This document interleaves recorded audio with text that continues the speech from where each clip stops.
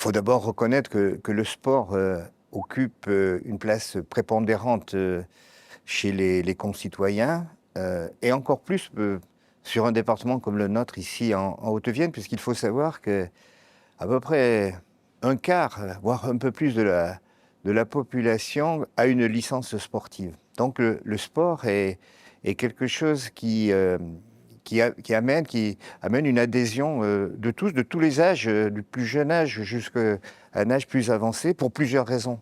Pour des raisons très personnelles, d'abord un enjeu de santé. Quand on pratique le sport, on se maintient une activité et l'activité participe à une meilleure santé. Et puis, le sport amène aussi à rencontrer d'autres personnes, à être intégré à un groupe. Donc, il y a un facteur de cohésion sociale. La solidarité humaine, la solidarité sociale est une de nos compétences. Et une de nos compétences, donc on s'appuie sur le sport pour favoriser l'intégration, une meilleure cohésion sociale, pour permettre aux individus de vivre dans un groupe, dans une société.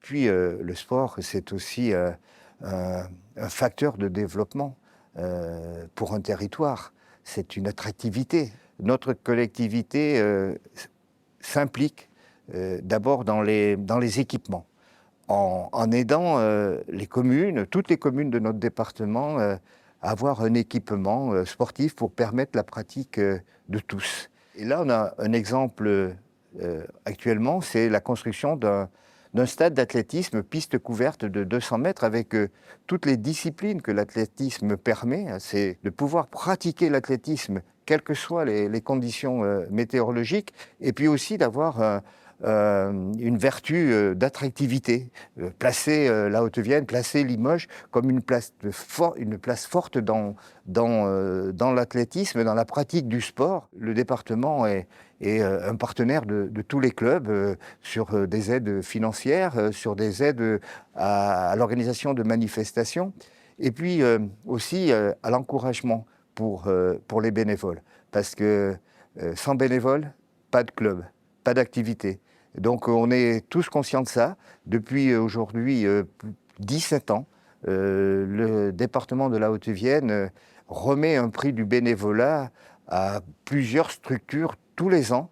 Ça permet à quelques bénévoles d'être mis en lumière ce jour-là. Et puis on est un écho aux événements sportifs. 2024, les Jeux Olympiques en France. Aux Jeux Olympiques, il y a le moment des Jeux, mais il y a tout ce que l'on peut aussi préparer en amont pour sensibiliser, et notamment les jeunes, sur les valeurs de l'olympisme. Nous voulons participer à la préparation des Jeux en France. Et on a eu l'idée de mettre en place 20 villages olympiques sur 20 territoires différents de notre département, inviter tous les élèves de CM2, tous les élèves de 6e pour pratiquer une épreuve sportive qu'ils retrouveront ensuite dans les Jeux. Donc pour la plupart des jeunes, c'est la première fois qu'ils auront une initiation à l'escrime, au judo, à l'escalade, au basket, enfin à tous les sports, avec le comité départemental olympique sportif de notre département, avec les clubs, avec l'éducation nationale. On a mis en place un très beau projet, et c'est un moment de découverte. Et j'espère qu'à travers ce moment de découverte et des Jeux qui vont arriver en 2024, eh bien, on va intéresser une génération à la pratique du sport. Parce que ça revient à ce que l'on disait au départ. Pourquoi fait-on du sport ?